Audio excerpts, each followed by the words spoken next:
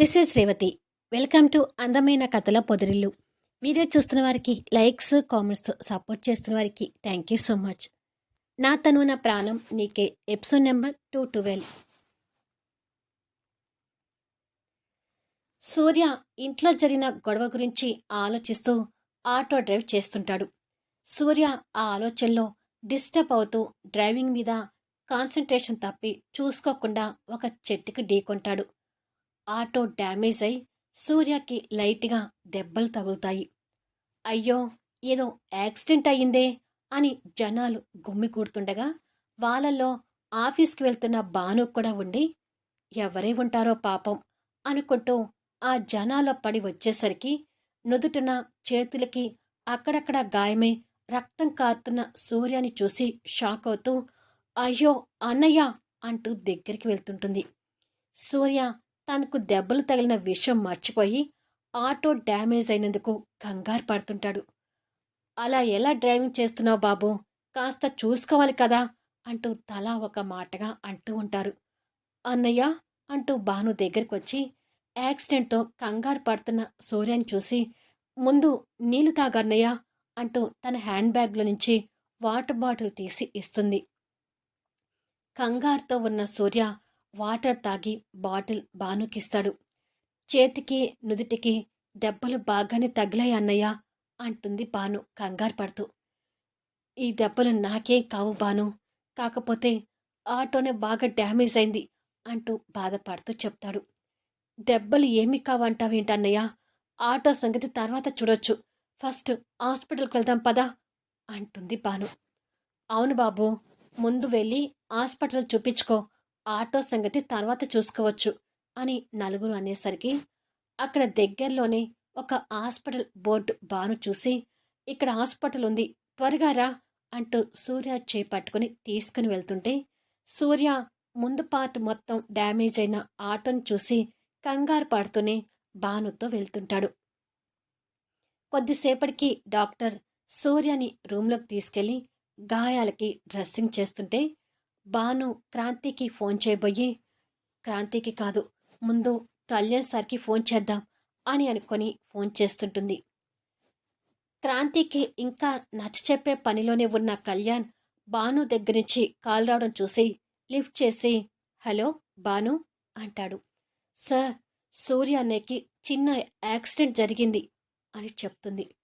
అది విని కళ్యాణ్ షాక్ అవుతూ ఏంటి, సూర్యకి యాక్సిడెంటా అంటాడు. కళ్యాణ్ మాటలు విని క్రాంతి కూడా కంగారు పడుతూ సూర్యకి యాక్సిడెంటా అని మనసులో అనుకుంటుంది.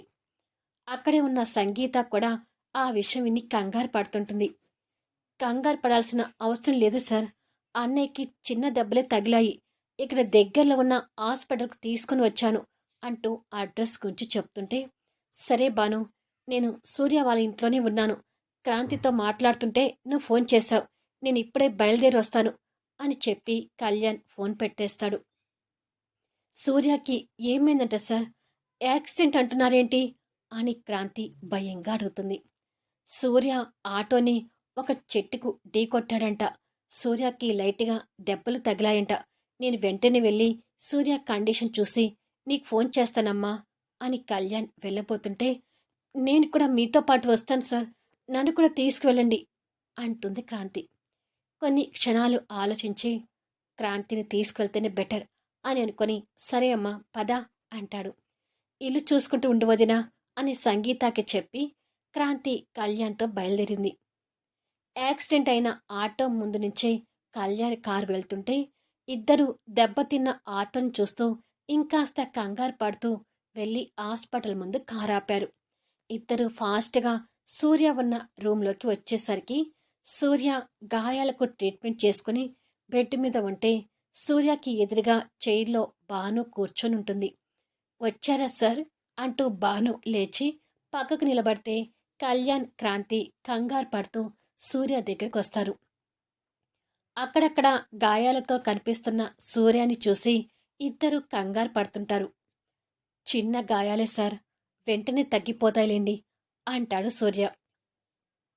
డ్రైవింగ్లో అంత నిర్లక్ష్యంగా ఎందుకున్నావు సూర్య అని అడుగుతాడు కళ్యాణ్. అది సార్, ఏదో అనుకోకుండా మైండ్ డైవర్ట్ అయ్యి డ్రైవింగ్ మీద కాన్సంట్రేషన్ తప్పింది అంటాడు. డ్రైవింగ్ చేసేటప్పుడు చాలా జాగ్రత్తగా ఉండాలి సూర్య. వేరే ఆలోచనలు పెట్టుకోకూడదు అంటాడు కళ్యాణ్. సూర్య గాయాలు చూస్తుంటే క్రాంతి మనసు కూడా భారమై తన కళ్ళల్లో కన్నీటి పొరలు తేలుతుంటాయి. సూర్య క్రాంతిని చూసి ఏమీ మాట్లాడలేక ఇబ్బంది పడుతుంటాడు. కొద్దిసేపటికి క్రాంతి సూర్య దగ్గర ఉండలేక బయటికి వెళ్ళిపోతుంది. తను బాధపడుతూ వెళ్ళడం కళ్యాణ్ చూస్తుంటే క్రాంతి అంటూ బాను తన వెనుకగా వెళ్తుంది. అప్పటి వరకు కష్టంగా దుఃఖం ఆపుకున్న క్రాంతి ఆ రూమ్ నుండి బయటకొచ్చి సూర్య గురించి కన్నీళ్ళు పెడుతుంటుంది. బాను దగ్గరికొచ్చి అదృష్టం బాగుండి అన్నయ్యకి చిన్న గాయాలతో బయటపడ్డాళ్లే క్రాంతి, నువ్వు బాధపడకు అని అంటుంది. సూర్య డ్యూటీకి వచ్చే ముందు ఇంట్లో గొడవ జరిగింది బాను, ఈ యాక్సిడెంట్ నా వల్లే జరిగింది అని బాధపడుతుంటుంది. గొడవేంటి అని అడుగుతుంది బాను. క్రాంతి జెస్సీ వచ్చిన విషయం చెప్తుంది. ఆ దొంగముండా మిమ్మల్ని ప్రశాంతంగా ఉండనివ్వదనుకుంటా అని బాను తిట్టి, క్రాంతి బాధ అర్థం చేసుకొని అన్నయ్య త్వరగానే కోలుకుంటాడులే క్రాంతి, కాకపోతే అన్నయ్యకి తనకు తగిలిన దెబ్బల కంటే ఆటో డ్యామేజ్ అయిన దాని గురించే బాధపడుతున్నాడు అని చెప్తుంది. నిజమే, ఆటో కూడా బాగానే డ్యామేజ్ అయింది అంటుంది క్రాంతి బాధపడుతూ. ఈలోపు సూర్య యాక్సిడెంట్ గురించి తెలుసుకున్న మోహన్ మైథిలిని తీసుకుని హాస్పిటల్కి వస్తాడు. వాళ్ళని చూసి క్రాంతి కన్నీళ్ళు తుడుచుకుంది. అమ్మ బాను, సూర్యకి ఎలా ఉంది అని అడుగుతుంది మైథిలి. చిన్న గాయాలు తగిలాయి మేడం, వెళ్ళి చూడండి అని చెప్తుంది బాను. మైథిలి మోహన్ క్రాంతిని చూస్తూనే లోపలికి వెళ్ళారు. కళ్యాణ్ ఇంకా సూర్య దగ్గర ఉండి మాట్లాడుతుంటే సూర్య అంటూ మైథిలి కంగారు పడుతూ దగ్గరకు వెళ్తుంది. కడుపుతో ఉన్న తను ఎక్కువగా కంగారు పడకూడదనే ఉద్దేశంతో, నీ తమ్ముడికి తగిలింది చిన్న గాయాలే ఎనిమి, నువ్వు కంగారు పడకు అంటాడు తనని దగ్గరకు తీసుకుంటూ. అవునక్క, ఈ గాయాలు వెంటనే తగ్గిపోతాయిలే, నువ్వు అనవసరంగా నా గురించి టెన్షన్ పడకు అంటాడు సూర్య. నువ్వు డ్రైవింగ్ బాగానే చేస్తావు కదా సూర్య, అలా చెట్టుకి గుద్దటమేంటి అని అడుగుతాడు మోహన్. ఒక్కొక్కసారి మన టైం కలిసి రానప్పుడు అలాగే జరుగుతాయిలే మోహన్ గారు అంటాడు సూర్య.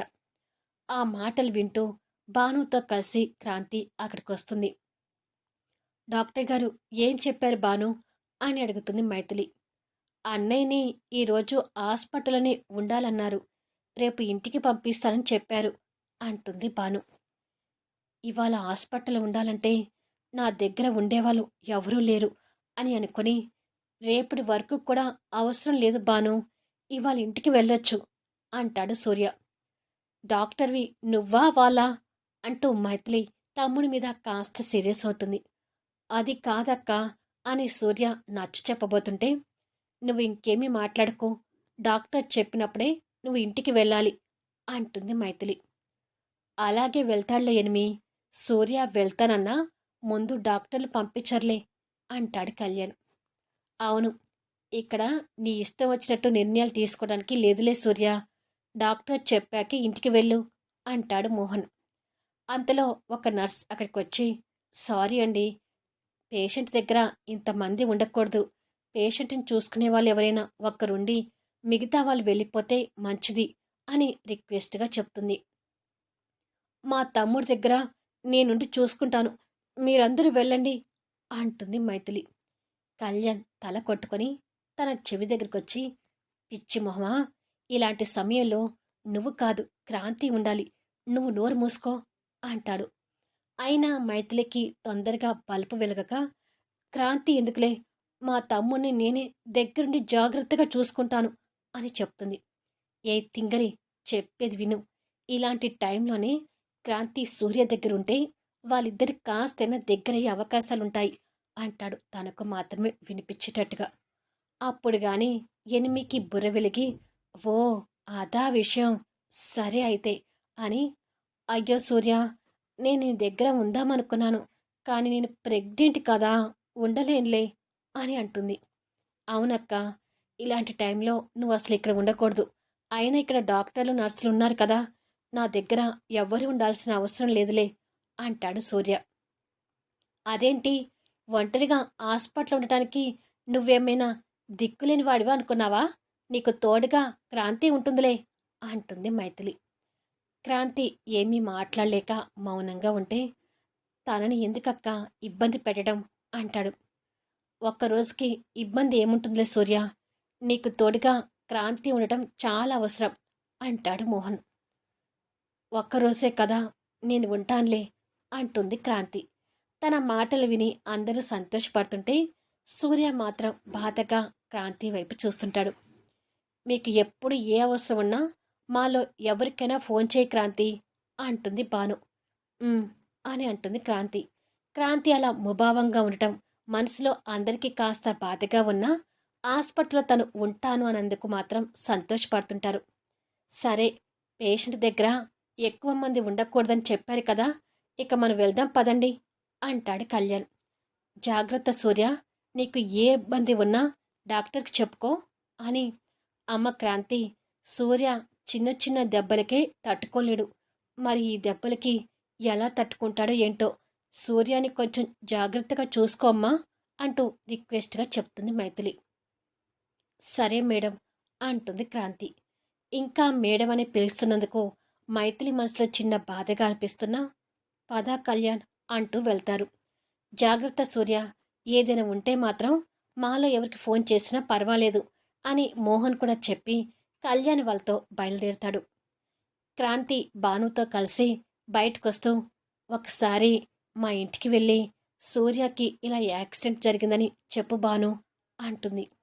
అదేంటి, నువ్వు ఫోన్ చేసి చెప్పలేదా అని అడుగుతుంది. సడన్గా ఫోన్ చేసి చెప్తే కంగారు పడతారు, అందుకే నువ్వే వెళ్ళి వాళ్ళకి దగ్గరుండి చెప్పు అని అంటుంది.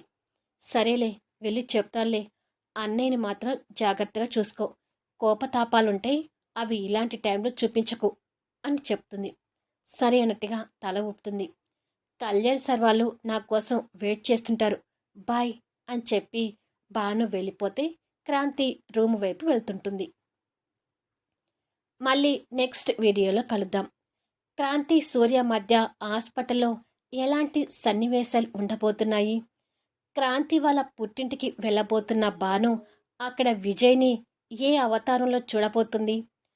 క్రాంతి సూర్య విషయంలో కళ్యాణ్ జెస్సీకి ఎలాంటి జులక్ ఇవ్వబోతున్నాడు? తెలుసుకోవాలి అంటే అద్భుతమైన కథనంతో ఆసక్తికరంగా సాగిపోయే కథా వీడియోస్ని మిస్ కాకుండా చూడండి. కథ నచ్చితే లైక్ చేయండి, కామెంట్ షేర్ చేయండి, సబ్స్క్రైబ్ చేసుకుని ఛానల్ షేర్ చేస్తూ సపోర్ట్ చేయండి. Thanks for listening.